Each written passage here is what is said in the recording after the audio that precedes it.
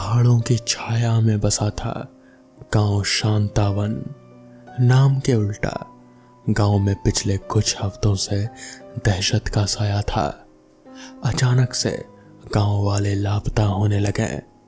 सबसे भयानक बात यह थी कि लापता होने से पहले हर किसी को एक खौफनाक सपना आता था। एक घने जंगल और उसके बीचों बीच चलता हुआ रहस्यमयी दीपक। अफवाहों का बाजार गर्म था। कुछ का कहना था कि जंगल में कोई भूत रहता है, कुछ मानते थे कि ये किसी की साजिश है। इसी उलझन में गांव में दाखिल हुए विनय और मरिया, दो युवा आर्कियोलॉजिस्ट। उन्हें पता था कि शांतावन के जंगल में एक प्राचीन मंदिर के अवशेष हैं। उसी मंदिर की खोज में वो लोग निकल पड़े। जंगल घना था, पेड़ों की काली छाएं हर तरफ फैली थी। जैसे जैसे वो मंदिर के करीब जाते हैं, सपने जैसा ही माहौल बनता गया। अचानक मरिया चीखी। वो जमीन पर एक टूटा हुआ दीपक देखकर उछल पड़ी, बिल्कुल वैसा ही जैसा सपने में दिखता था। पता नहीं कैसे शाम ढल चुकी थी। घबराहट के मारे वो एक पेड़ के नीचे शरण लेने लगे। तभी अंधेरे से एक भयानक हंसी गूंजी। वो हंसी दूर ना हुई बल्कि उनके चारों तरफ गूंजने लगी। अचानक आग का एक गोला उनके सामने प्रकट हुआ। उसके अंदर एक धुंधली सी आकृति नजर दे रही थी। डर के मारे विनय बेहोश हो गया। जब उन्हें होश आया तो मरिया गायब थे। सिर्फ जमीन पर खून का एक धब्बा था। गुस्से और डर से भरकर विनय जंगल में मरिया को ढूंढने निकल पड़ा। घंटों चलने के बाद वो प्राचीन मंदिर के पास पहुंचे। मंदिर जर्जर था, लेकिन उसकी दीवारों पर चित्र बने हुए थे। उन चित्रों में वही रहस्यमय दीपक बना हुआ था और उसके नीचे अजीब सी भाषा में कुछ लिखा था। विनय को संस्कृत की अच्छी जानकारी थी। उन्होंने लिखे हुए को पढ़ा। अनंत ज्योति, अनादि शक्ति, बलि मांगे रक्तपात। अब उन्हें सब समझ आ गया कि ये कोई भूत नहीं बल्कि कोई कल्ट था जो जंगल में छिपकर इस मंदिर में रहस्यमय अनुष्ठान करता था।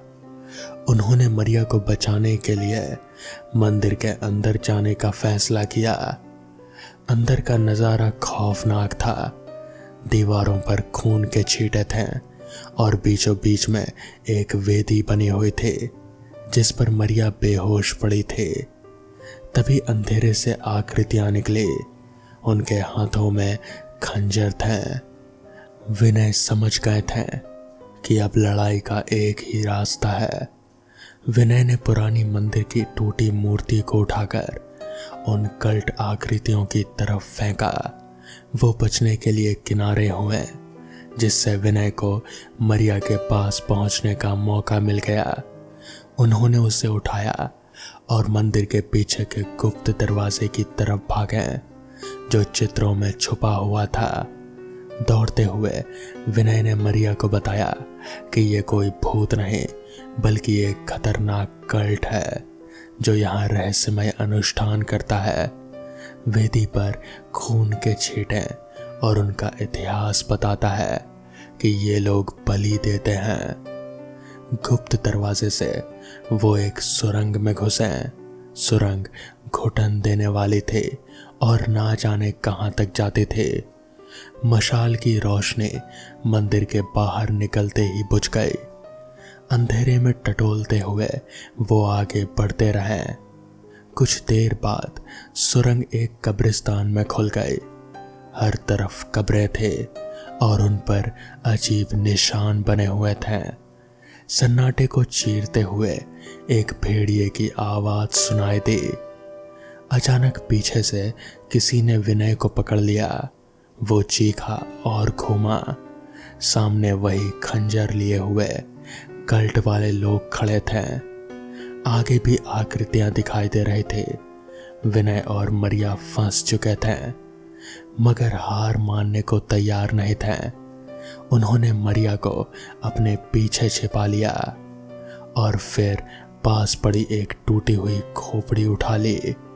उसी वक्त उन्होंने संस्कृत के उस श्लोक को याद किया जो मंदिर की उस दीवार पर पड़ा था।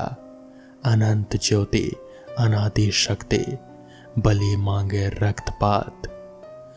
एक शातिर दिमाग से विनय ने खोपड़ी को हवा में उछाल दिया और चिल्लाया, ये लो तुम्हारी बलि। कल्ट वाले लोग एक पल के लिए चौंक गए। उसी मौके का फायदा उठाकर विनय और मरिया कब्रिस्तान के उस पार भाग निकले। वो दौड़ते रहे, न जाने कितनी देर। उनके पीछे कल्ट के चिल्लाने की आवाज धीरे धीरे कम होती जा रहे थे। आखिरकार हाँफते हुए वो एक पहाड़ी की चोटी पर पहुंचे। वहां से गांव की रोशनी दूर जगमगा रहे थे। गांव पहुंचकर उन्होंने पूरी घटना की जानकारी गांव वालों और पुलिस को दी। पुलिस ने जंगल में छापा मारा, लेकिन उन्हें वहां कोई भी नहीं मिला। मंदिर वहीं मौजूद था। वहां पर खून के कई सारे धब्बे थे।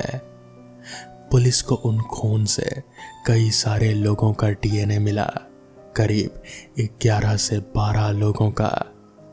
कुछ समय बाद विनय और मरिया को पता चला कि जंगल में कभी एक तांत्रिकों का समूह रहा करता था।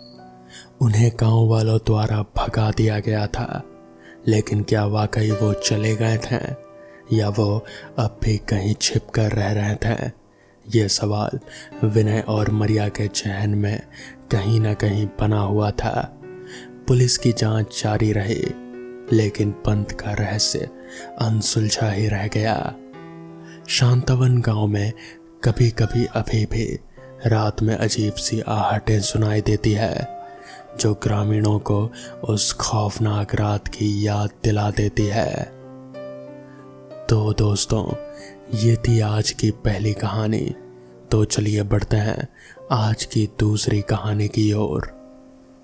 ये बात आज से करीब 25 साल पुरानी है, जब छोटे छोटे गांव में साधारण लोगों के पास कोई वाहन नहीं हुआ करते थे।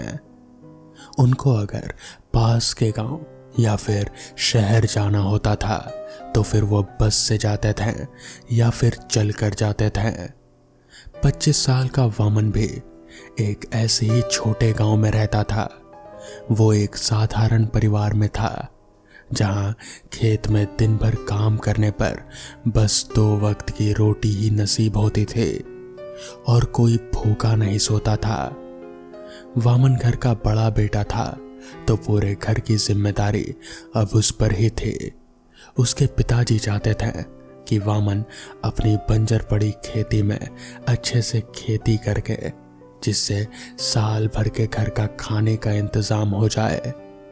लेकिन वामन की सोच कुछ अलग ही थी। वो इन सब खेती बाड़ी में फंस कर नहीं रहना चाहता था, उसे आगे बढ़ना था। वामन पढ़ाई में तो बहुत होशियार था, लेकिन आगे पढ़ाई करने के लिए उसके पिताजी पैसे नहीं भर सकते थे।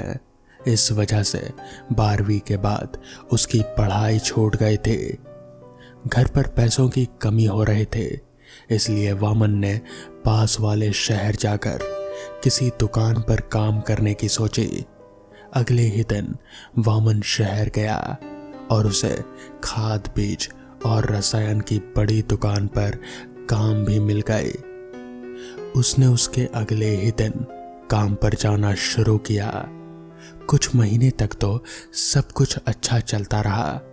पैसे बचाने के लिए वामन रोज सुबह उसके गांव से बस 2 किलोमीटर दूर शहर के बीच के रास्ते में चलते हुए जाता था और शहर को उसके कुछ पहचान वाले लोगों के साथ चलते हुए रात को वापस घर आ जाता था। अब घर में थोड़ा बहुत पैसा भी आने लगा था, लेकिन वो कहते हैं ना, इंसान को उसका लालच कभी कभी उस पर भारी पड़ जाता है। कुछ ऐसा ही हुआ वामन के साथ।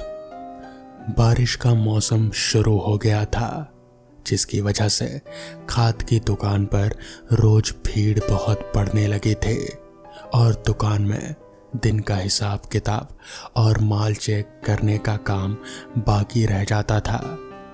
दुकान मालिक ने रात को 12 बजे तक जो काम करेगा उसे दुगनी तनख्वाह दूंगा ऐसा ऐलान किया, तो वामन तुरंत ही मान गया उस काम के लिए। वामन अब एक उलझन में फंस गया था। भले ही उसने काम करने के लिए हाँ कर दिया था, लेकिन फिर रात को तो उसे अकेले ही जंगल के रास्ते से चलकर घर जाना पड़ेगा। और उसमें उसने लोगों से ऐसी बहुत कहानियां सुनी थी कि उस रास्ते में बहुत लोगों ने कुछ अजीब देखा है। लेकिन अब उसने मालिक से काम करने के लिए हाँ कर दिया था और अब ऐन मौके पर वो उन्हें मना नहीं कर सकता। उसकी नौकरी भी तो जा सकती है। वामन को कुछ समझ नहीं आ रहा था कि वो क्या करे। वो बस दुकान में कुर्सी पर बैठे सोच रहा था। फिर उसने तय कर लिया कि कुछ भी हो जाए वो रात को यहाँ का काम खत्म करके ही घर जाएगा।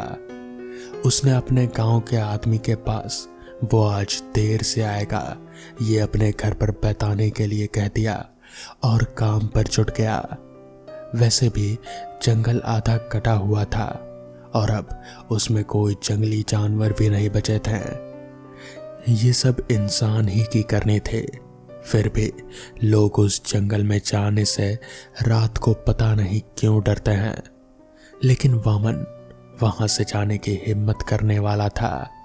वामन मन लगाकर अपना काम करता रहा और आखिरकार रात के 12 बजे तक उसका काम भी खत्म हो गया और वो अपनी टिफिन बैग हाथ में लेकर वहां से अपने घर के लिए निकल पड़ा।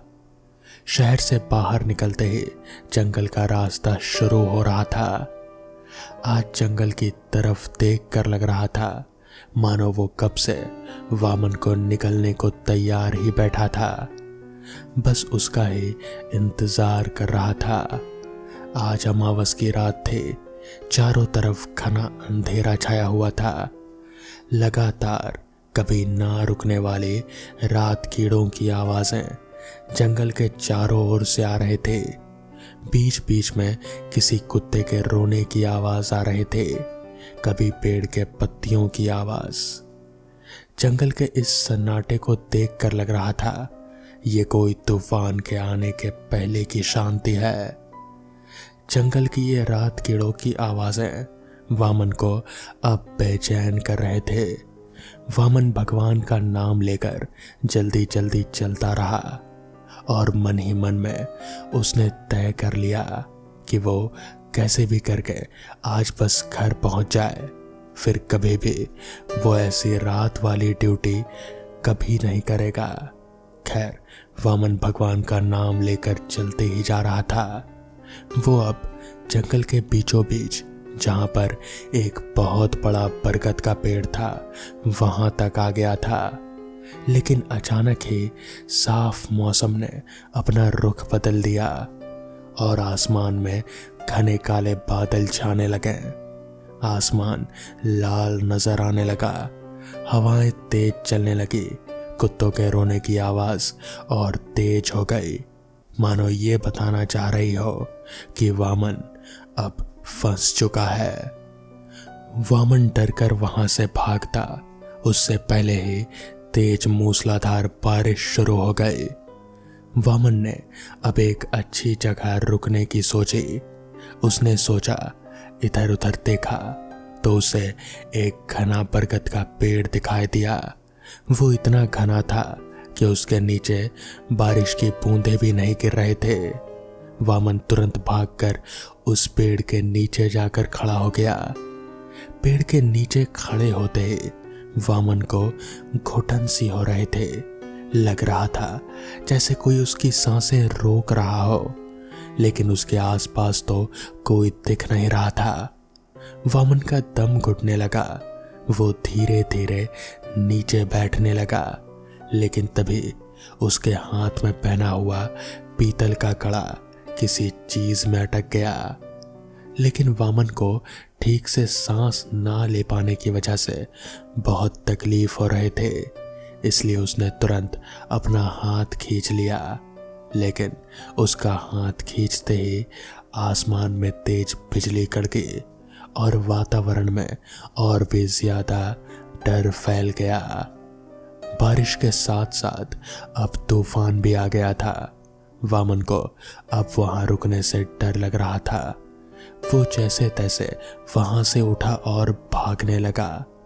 थोड़ी देर में अचानक ही बारिश भी रुक गई और मौसम भी एकदम साफ हो गया। तो वामन की भागने की गति और थोड़ी कम हो गई। वामन अब तेज कदमों से चल रहा था। अचानक ही उसके सामने एक धुंधली सी सफेद आकृति दिखने लगी। वामन उसे देखने के लिए आगे बढ़ा। वो धीरे धीरे आगे बढ़ा तो एक आदमी उसे वहीं पर खड़ा दिखा। इतनी रात को यहाँ पर एक इंसान की मौजूदगी देखकर वामन की खुशी का ठिकाना न रहा और वो भागकर उसके पास गया। कौन हो आप और इतनी रात का यहाँ पर क्या कर रहे हैं? वामन ने उस आदमी के साथ चलते हुए कहा।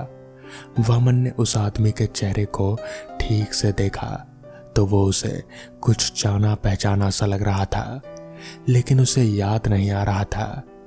काले रंग का सर्द चेहरे वाला आदमी उस काली रात में और भी डरावना लग रहा था। मैं सामने के गांव में रहता हूँ। आज काम से देरी हो गई मुझे घर जाने के लिए और बारिश शुरू हो गई, इसलिए रुका हुआ था। तुम बताओ? उस आदमी ने बिना किसी भाव के कहा। अरे वाह, ये तो बहुत अच्छी बात है। मेरा नाम वामन है और मैं भी सामने वाले गांव में ही रहता हूँ। मैं यही सोच रहा था कि आप कुछ जाने पहचाने से लग रहे हो। शायद मैंने आपको अपने गांव में ही देखा होगा। वामन ने मुस्कुराते हुए कहा, लेकिन अभी भी उस आदमी का चेहरा शांत ही था। मैं अकेला ही जाता हूँ रोज यहाँ से गांव की तरफ। क्या तुम मेरे दोस्त बनना चाहोगे? अचानक ही उस आदमी ने सर्द चेहरे से कहा, जो उसे बड़ा अजीब लगा। लेकिन वामन को भी साथ चाहिए था, इसलिए वो तुरंत मान गया और खुशी से हाथ मिलाने के लिए उसका हाथ अपने हाथ में ले लिया। लेकिन जिस गति से उसने हाथ में लिया था उसी गति से छोड़ भी दिया। तुम्हारे हाथ इतने ठंडे क्यों हैं? ऐसा लग रहा था मानो जैसे उसने बर्फ हाथ में ले लिया हो। वामन ने उसे अजीब नजरों से देखते हुए पूछा। वो अभी थोड़ी देर पहले बारिश में भीग गया था ना, शायद इस वजह से हुआ होगा। उस आदमी ने कहा। अरे हाँ, मैं तो भूल ही गया बारिश के बारे में, वामन ने कहा। वामन को भी वो आदमी बहुत अजीब लग रहा था। अब वामन को बारिश में भीगने से जितनी ठंड नहीं लग रहे थे, उससे कई ज्यादा ठंड उसे उस आदमी के करीबी से लग रहे थे। इसलिए वो उससे थोड़ा दूर होकर चलने लगा। वैसे तुम्हारा नाम क्या है? वामन ने पूछा। मेरा नाम है मोहन काले, मोहन ने सर्द लहजे में जवाब दिया। अच्छा नाम है, मैंने कई बार सुना हुआ सा लग रहा है, लेकिन याद नहीं आ रहा। वामन ने अपने दिमाग पर जोर डालते हुए कहा। तुम मेरे दोस्त बन गए हो, तो क्या तुम मेरी किसी भी चीज में मदद करोगे? मोहन ने सामने देखते हुए पूछा। हाँ, सीधी बात है, अब तो दोस्त बन गए तो दोस्ती में तो फर्ज बनता ही है। मैं आपका काम करूँगा और आप मेरा काम करिएगा, बस ऐसे ही चलेगा और क्या। ठीक है, अब इस बात से मुकर मत जाना, मोहन ने जवाब दिया। हाँ दोस्त, बिल्कुल, मेरा पक्का वादा रहा। वामन ने उसका हाथ वापस से पकड़ते हुए कहा, लेकिन हाथ बर्फ की तरह ठंडा होने की वजह से उसने वापस से तुरंत छोड़ दिया। दोनों बातें करते करते गांव की सीमा के पास पहुंच रहे थे। पूरे रास्ते भर वामन उससे कुछ ना कुछ पूछता रहा, लेकिन मोहन उसका बस सर्द जवाब ही देता रहा। वामन ने नजर उठाकर सामने देखा तो उसके पिताजी दिखाई दिए। शायद देर होने की वजह से उसे ही लेने के लिए घर से निकले थे। वो मोहन से बात करते हुए उनकी तरफ बढ़ रहा था और हाथ दिखाकर बता रहा था कि वो मेरे पिताजी हैं, दूर खड़े। उसके पिताजी उसे बड़ी अजीब नजरों से घूर रहे थे। वामन गांव की सीमा पार कर अंदर चला गया। उसने पीछे मुड़कर देखा तो मोहन बाहर ही खड़ा था। तो उसने पूछा, क्या हुआ, तुम बाहर क्यों खड़े हो? मैं अंदर नहीं आ सकता, मोहन ने कहा। लेकिन क्यों? वामन ने हैरानी से पूछा। अब मुझसे चला नहीं जा रहा, ऐसा लग रहा है जैसे चक्कर आ रहे हैं। क्या तुम मेरा हाथ पकड़कर चलोगे थोड़ी देर? मोहन ने विनती करते हुए कहा। अरे इतनी सी बात, अब दोस्त किस काम के लिए हैं, बस लाओ अपना हाथ लाओ। इतना कहकर वामन ने उसका ठंडा हाथ पकड़ लिया और गांव की सीमा से उसे अंदर ले जाने लगा। इससे पहले कि वो उसका पहला कदम अंदर लेकर आता, उससे पहले ही वामन के पिताजी ने उसके उस हाथ में, जिसने कि उससे मोहन का हाथ पकड़ा हुआ था, उस हाथ में अपनी लाठी मारी। और जैसे ही मोहन का हाथ वामन के हाथ से अलग हुआ, वामन के पिताजी ने उसे तुरंत ही गांव से अंदर की सीमा की ओर खींच लिया। वामन ने तुरंत ही अपने पिताजी से डांटते हुए कहा, ये क्या कर रहे हैं आप? वो बेचारा बीमार है, उसने मेरा हाथ पकड़ने को कहा था। इस पर वामन के पिताजी ने उसे समझाते हुए कहा, तू पागल हो गया है क्या? तुझे अंदाजा भी है तो भी क्या करने जा रहा था? तू नहीं जानता वो कौन है? वो कोई इंसान नहीं है, वो एक प्रेत है। वो इसी तलाश में है कि गांव का कोई आदमी उसे अपने साथ उसे गांव के अंदर ले आए। तू नहीं जानता मोहन को? वो मोहन जो अब अपने खेत के साथ चलकर मर गया था, तू नहीं जानता उसे? ये सुनकर वामन को सब कुछ याद आ गया। उसे समझ आ गया कि मोहन कौन है। और फिर उसके पैरों तले की जमीन जैसे खिसकने सी लगी। उसे बहुत डर लगने लगा और डर के मारे वो वहीं जमीन पर बैठ गया। उसका दिमाग दर्द के मारे फटे जा रहा था। उसने गांव की सीमा के बाहर की ओर देखा तो मोहन वहां से गायब था, जिसके बाद उसके पिताजी उसे वहां से घर ले आए और फिर उसे बताया, तू जो करने जा रहा था उससे गांव का सर्वनाश हो जाता। तू नहीं जानता कि वो आत्मा कितनी ही शक्तिशाली है और वो कितनी बुरी आत्मा है, तुझे कोई अंदाजा भी नहीं है। वो तो अच्छा हुआ कि मैंने देख लिया, वरना पता नहीं क्या होता। उस दिन के बाद से वामन ने वो शहर की दुकान का काम छोड़ दिया और खेती बाड़ी में जुट गया।